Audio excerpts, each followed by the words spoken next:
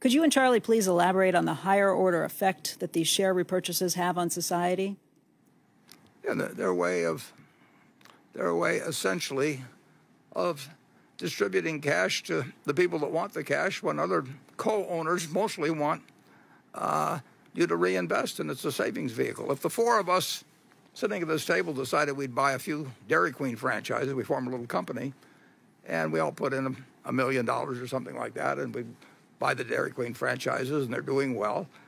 And three of the four of us want to keep buying more Dairy Queen franchises, and we're not done building and saving for the future. And we're in the wealth creation business. And the fourth one says, "Listen, I've gotten rich enough. I'd rather take some money out." And well, there's only two ways to do it.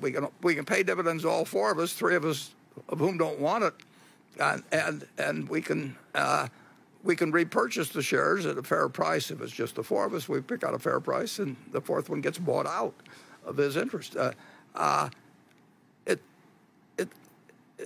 I find it almost impossible to believe some of the arguments that are made that it's terrible to repurchase shares from a partner if they want to get out of something, and you're able to do it at a price that's advantageous to the people that are staying, and it helps slightly the person that wants out, and a majority of the Berkshire shareholders, a great majority. We had a vote on dividends one time.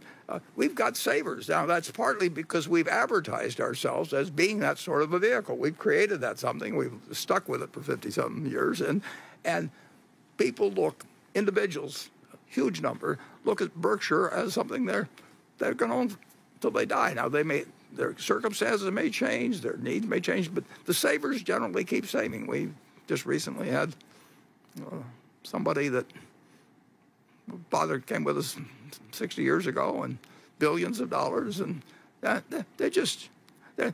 weren't saving exactly for their old age. Just was sort of built into them that they like to do it. Now, philanthropies will get a lot of money and so on. And, it's the most.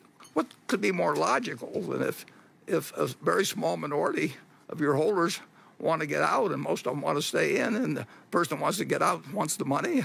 You don't give the money to everybody. You give it to the one who wants it, and you do it at a price that is beneficial to most parties. On a private deal, you'd work out the fair value. The market tells you the value in the case of a publicly traded company. Charlie, got anything?